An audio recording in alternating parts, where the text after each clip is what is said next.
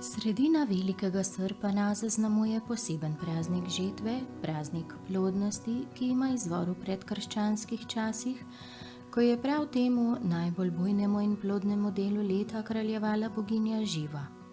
15. veliki srpan oziroma avgust je čas, ko rimokatoliška cerkev obeležuje smrt Device Marije. Zanimivo pa je, da je prav ta čas nekoč obeležil praznik žetve oziroma več njih v času od malega do velikega srpana in še vse v kimavec, ko se počasi rodno leto umika. In tako kot Marija zapusti to zemeljsko življenje, se je že predhodno tudi Mara spremenila v Morano, ki počasi že nakazuje prihod novega dela leta, ko prenaša očiščevalne vode z nebes. Medtem ko je namreč Mara zaščitnica zemeljskih voda in velja za boginjo rodovitnosti, je Morana njen drugi obraz, ki se poslavlja od rodnega dela leta in počasi poskrbi za počitek zemlje. Živa, tudi Mara, velja za boginjo žetve. Uprizarjali so jo s klasjem, včasih z jabolki in trto, zato jo povezujejo tudi z Demeter ali skandinavsko Sif.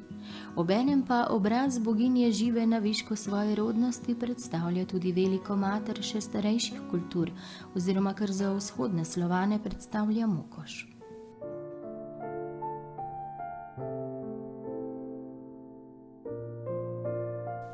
Na Blejskem otoku stoji mala cerkev Svete Marije.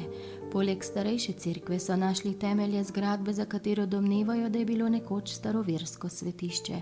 Na Bledu gostje lahko preživijo počitnice tudi v toplicah. Izvir termalne vode vrelca ima 22 stopinj. Kopanje v tej vodi pa ugodno vpliva na notranje organe in živčevje. V današnji Nemčiji, v Ratzeburgu oziroma Ratiboru, je stalo njeno svetišče na otočku sredi jezera. Posvečen je bil izvir Aqua Siva, živa voda, danes tam stojijo toplice. Kjer pa je nekoč stal sam hram, stoji cerkev Svete Marije. Podobnosti ne moremo zgrešiti. Skozi pozno poletne žetvene praznike se srečamo s praznikom dožinki. Ljudje po procesiji okoli polj povežejo zadnji snop žita in iz njega spletajo posebno strukturo iz vencev, obogateno z raznobarvnimi trakovi in rožami, ki jo prenašajo dekleta. Venci simbolizirajo novo življenje, plodnost ter bogato žetev. Čas žetve pa je odvisen od lokacije, načeloma so ga ponekod izvajali na Marinov nebovzetje. Do danes se je na Poljskem ohranil starodavni običaj, da je venec 2 dni počakal doma pri vaškem veljaku. Ponekod so zadnji snop žita imenovali Velesova brada. Tudi pri nas v Prekmurju pravijo dolžnjek zadnjemu žitnemu snopu, spletenemu na zadnji dan žetve. Po vsej Sloveniji srečujemo različne običaje povezane z žetvijo. Ko zadnji snop žita peljajo na vozu, ga dajo v hiše, kjer so neporočeni, saj prinaša upanje na poroko. Prav tako je poznan običaj povezovanja snopa na krasu, kjer zadnji snop poveže najmlajša, imenujejo pa ga stažič, ki varuje pred slabim in da se žito ne bi polegalo. Na dan Marinega vnebovzetja pa praznujejo tudi zeliščarji, ko se zahvaljujemo za vso zdravilno energijo, ki nam je podana v obliki rastlin.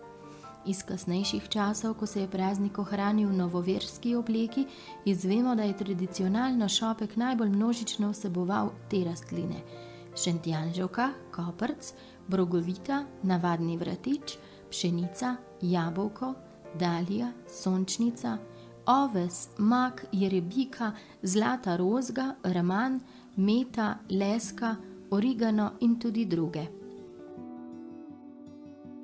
Čas sredine avgusta je tudi čas prvega pobiranja medu, potem ko so v starih časih konec aprila svečeniki prestavili panje na prosto, o čemer smo govorili v enem izmed prejšnjih prispevkov in v naši knjigi Zvezda, ki vodi v večnost. Predvsem Rusi in Ukrajinci ta čas zaznamujejo s posebnim praznikom.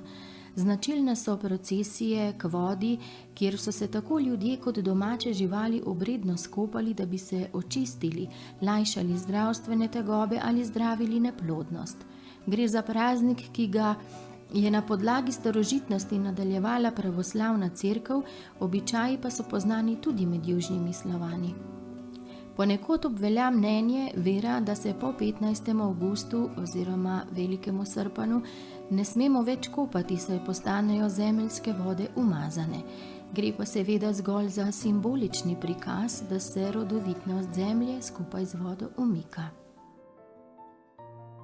Milina, hvaležnost, obilje, ljubezen, veselje do življenja so lastnosti boginje žive, s čimer nas navdaja predvsem v času intenzivnega pobiranja plodov, še posebno v času žetve. Naše zlate, bujne žive pa seveda ne povezujemo le z delom na poljih, marveč s pobiranjem plodov kakršnega koli dela, ki nam nudi preživetje. Živa je steber naše osnovne življenjske energije, ki jo moramo na različne načine negovati, da ohranjamo moč, da v sadovih svojega dela znamo uživati ter biti ponosni na svoje ustvarjanje. Živa je sveti izvir našega lastnega bitja, znanje in moč, da cenimo sebe in vse dobro okoli nas, da znamo ceniti tudi slabe izkušnje in iz njih potegniti dobro.